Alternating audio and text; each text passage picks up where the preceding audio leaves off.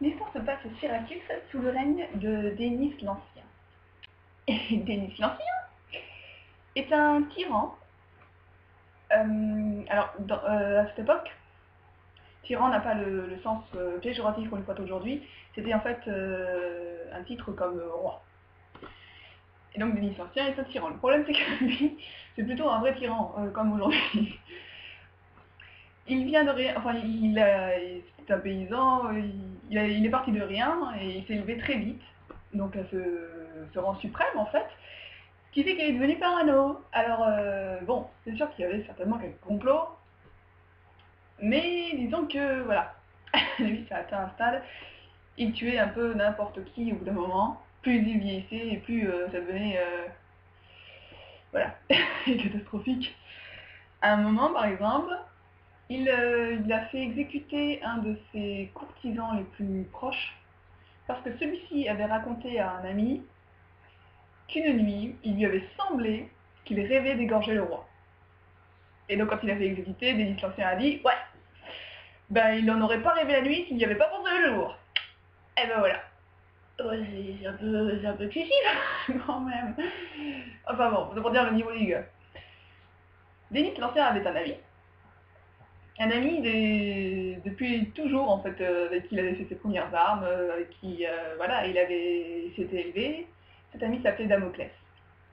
Et Damoclès, il passait son temps à dire ah là là là là, franchement t'as la belle vie, tu manges ce que tu veux, tu fais ce que tu veux, j'aimerais bien être roi. Alors pour n'importe qui d'autre, ça aurait fini en décapitation.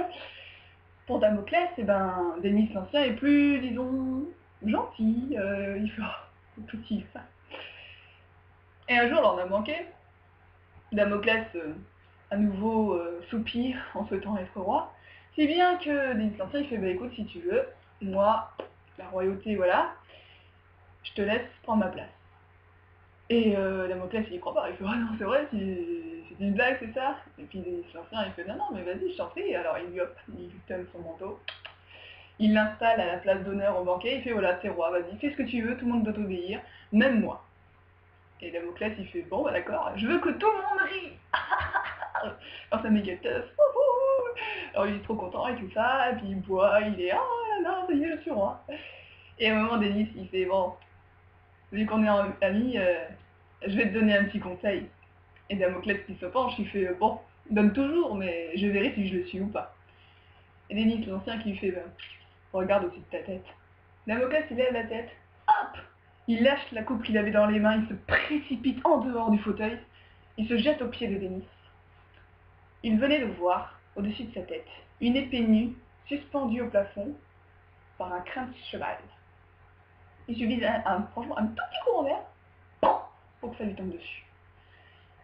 Et donc Damoclès, au pied de Dénis, le supplie de redevenir roi, parce que lui, finalement, être roi, oh, c'est très moyen, finalement, non, ce n'est pas un métier d'avenir. Et Dénis l'Ancien, il fait, bah c'est bien, t'as appris la leçon, c'est cool. Et quelques temps passent, et disons que les complots, bah, il y en a de plus en plus. Ne sachant exactement qui fait quoi, Dénis l'Ancien se retrouve obligé de prendre toutes les personnes que ses espions dénoncent et il les fout dans des latomies. Les latomies, ce sont des carrières de pierre qui ont été abandonnées par les carriers, en fait, c'est comme un immense trou dans le sol. Il les enferme là-dedans, en attendant de se faire exécuter, en fait. De le faire exécuter. Lui, il va pas se faire exécuter. Et ils discutent comme ça, donc le peuple gronde de plus en plus. Puisque, voilà, et il y a un moment, il discute avec Damoclès et il fait, ouais, voilà, le peuple n'est pas mécontent parce que de la mort des coupables, il est mécontent parce que pour 10 coupables, je suis obligé de tuer 10 innocents. Alors bien sûr, le fait d'être obligé, ça dépend. On peut aussi discuter, juger les gens, je ne sais pas. On n'est pas obligé de les décapiter tout de suite, non? Si, bon, très bien. Et Damoclès fait oh oui c'est ça, t'as raison, mais en même temps qu'est-ce que tu veux faire? Comment tu veux distinguer le menteur de celui qui dit la vérité? Et Denis fait oui oui non mais c'est ça, en plus mes espions pour avoir des récompenses ils viennent me dénoncer n'importe qui. Alors à ce moment-là, mon gars, tu poses des questions sur tes espions, tu les fous dans les anatomies, tu vas pas te décapiter n'importe qui, parce qu'il y a des gens qui veulent des sous. Tu comprends? Non, c'est pas grave, j'aurais encore essayé. Donc voilà, donc il fait décapiter tout ce qu'on lui dit, parce que voilà, pour être sûr. Mais ça tracasse un petit peu quand même, hein, il se pose quand même la question. Hein. Oh, je suis triste quand même de devoir tuer tous ces gens.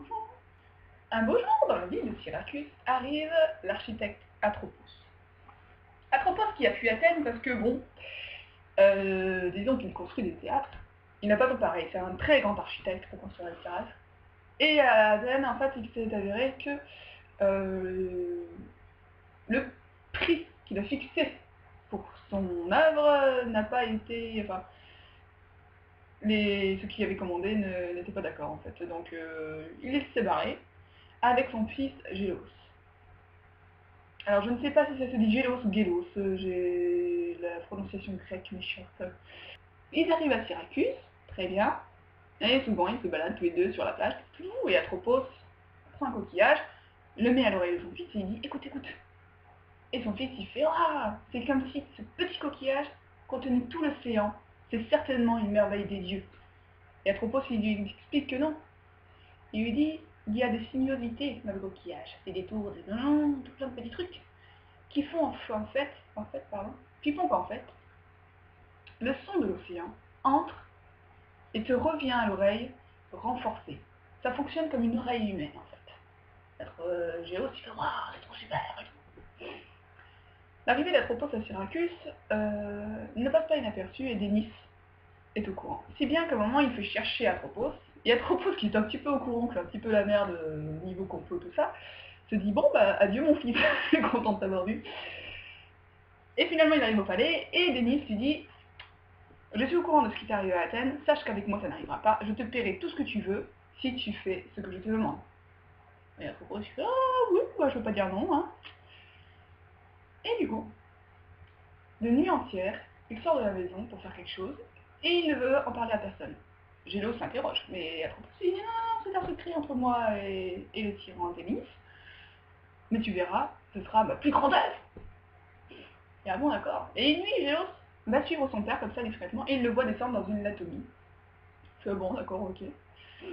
Bon, il rentre, hein, il pose pas plus de questions à son père et tout ça, bon voilà. Le temps passe et finalement Atropos arrive un soir et il dit voilà, c'est terminé, mon œuvre est terminée, nous sommes riches. Gélos fait ah, c'est super, génial. 2 soirs plus tard environ, des soldats arrivent, emmènent Atropos. Dénis, qui avait craint qu'Atropos ait parlé de son projet, le fait exécuter. À partir de là, Gélos, qui bénéficie tout de même de la richesse de son père, grandit au milieu de la noblesse, on va dire, veillant toujours à taire son lien avec Atropos. Il cherche un moyen, enfin, il tait sa haine aussi envers Dénis. Il cherche toujours le moyen de se venger, enfin de venger son père. Mais il est avisé. Ce qui fait que lorsqu'on lui pose la question, bien sûr, il va toujours dans le sens de l'empereur Dénis. Du tyran Dénis, pardon.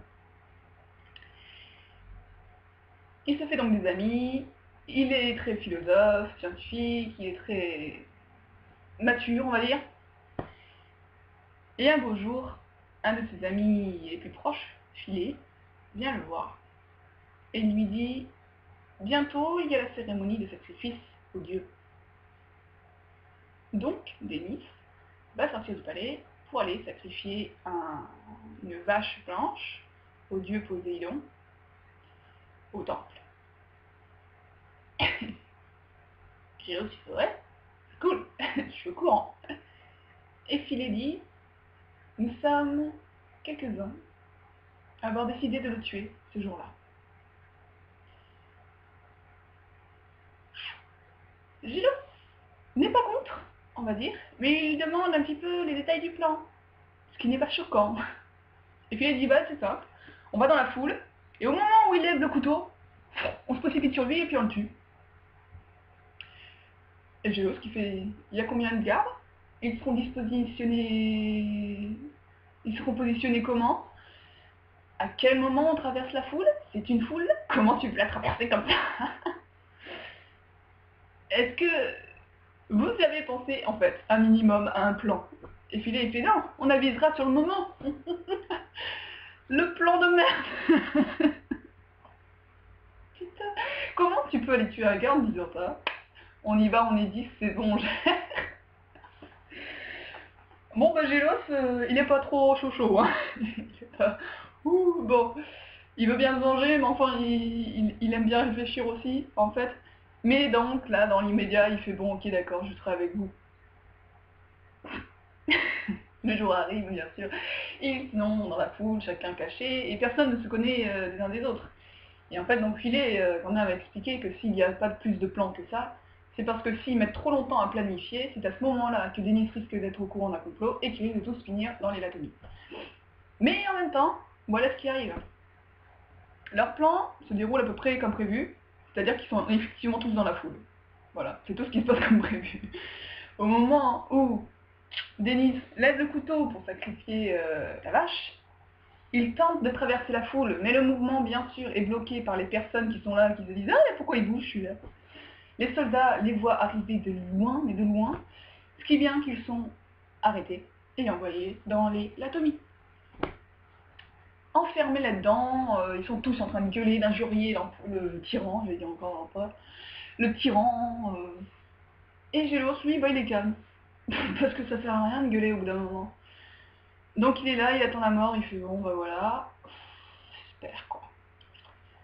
Et Philet, qui s'excuse de l'avoir embarqué là-dedans, mais Gélos lui en veut pas, il fait non, mais voilà, de toute façon voilà, c'est Denis, voilà. Complètement blasé. Et il commence à regarder comme ça, et dans les latomies, il y a des tunnels creusés dans les parois, des petits trous comme ça, et c'est un assez grand espace, ce qui fait que si on veut s'isoler, on peut. Et Gélos va souvent s'isoler, jusqu'au jour où il regarde vers le ciel comme ça, et puis il se dit, mais c'est bizarre, ça me dit quelque chose quand même. Et à un moment, il atterrit dans un coin, où il voit gravé dans la pierre des chiffres, des dessins. Il reconnaît la marque de son père. Et là, ça lui revient. C'est l'anatomie dans laquelle son père était descendu la nuit où il avait suivi. Et à partir de là, il commence à farfouiller partout. Il regarde, il s'aperçoit que des parois ont été changées, que des trous ont été creusés, que d'autres avaient été bouchés. Et il essaie de savoir qu'est-ce qu'il foutait là-dedans. Et à un moment, il tombe sur un autre dessin où il voit un coquillage. Et il comprend. L'anatomie est une immense oreille. Et à partir de là, il devine à quoi cela peut servir, si bien que, il faut savoir, que Denis l'Ancien, bien que ce soit un gros connard, a beaucoup d'amour pour les arts. Et il a écrit des tragédies, mais pourries, niaises, nulles, médiocres. Gélos, lui, les a lus. Parce que c'est un sujet de plaisanterie entre jeunes gens, si vous voulez, on se sort les tirades des pseudo-tragédies de Denis et tout le monde est mort de rire. Mais à ce moment-là, il les récite avec ferveur, il les récite en mettant le ton, un ton juste, il récite tout ce qu'il sait des textes de Denis. Alors tout le monde le regarde, au début ils pensent que c'est pour se foutre de la gueule de Denis, et puis finalement ils se disent bon il a pété un plomb, c'est tout, c'est pas grave. Et Gélos récite sans arrêt jour et nuit tous les textes, toutes les tragédies de Denis. Et il ne s'est pas trompé.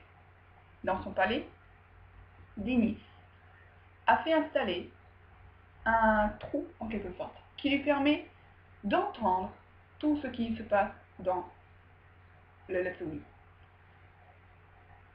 Et c'est pour lui permettre d'essayer de différencier les vrais coupables des innocents. Alors bien sûr, les injures au début, bon voilà, ça laisse pas faux. Il entend finalement Géos qui récite. Et là, il se dit, hey, quelqu'un qui récite mes textes, c'est qu'il me déteste pas, c'est que tout va bien, c'est que c'est génial. Il envoie un de ses gardes, il fait, va me le chercher, trouve-le, va me le chercher, il faut que tu me la ramènes. Le garde il y va, il cherche. Le soir, Gélos est devant Denis. Il se prosterne, et Denis il fait, oui, je peux savoir ce que tu faisais dans l'anatomie. Et Gélos dit, oui, je cherchais du réconfort dans les textes que je connaissais. Denis il fait oui, pourquoi t'as choisi ces textes-là? Et puis Gélos il fait parce que ce sont les textes qui m'ont le plus transporté, ce sont les textes qui sont merveilleusement écrits, ce sont les textes qui voilà quoi. Et Denis se sent un petit peu flatté quand même. Et il lui dit, ouah, quelqu'un avec autant de goût ne peut pas être un traître. Ce qui est bien que Gélos devient un de ses compagnons. Lorsque Denis écrit une pièce, il la fait lire à Gélos, qui la lit toujours, mais avec la perfection.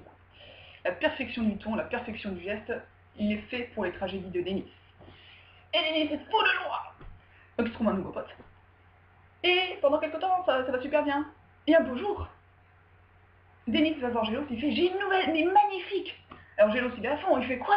Vous avez réussi à repousser les Carthaginois de la Sicile ?»« Non, non, j'ai encore mieux !»« Vous voulez dire mieux que de libérer votre peuple des Carthaginois ?»« Ouais, ma tragédie, elle a réussi à avoir la palme à Athènes !»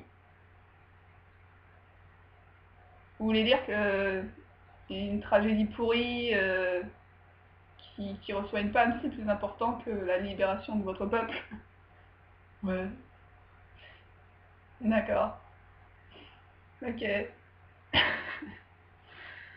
Donc, il est fou de joie. Alors, Gélos n'est pas dupe. Il sait bien que les juges ont été payés. Mais Denis s'en fout. Et il fait un grand festin. Waouh, waouh, waouh. Et tout le monde est là. Et Gélos à la place d'honneur, bien sûr, il est à ses côtés. Gélos l'écoute, il rit avec lui, il récite à nouveau ses textes pour fêter ça.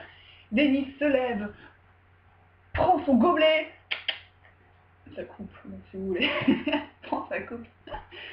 Et il boit à Apollon, son frère de poésie, il boit aux muses, et il vide sa coupe, il tombe par terre, secoué de convulsions, tout le monde se lève pour l'aider, mais trop tard. Denis l'Ancien est mort, et Gélos a vengé son père.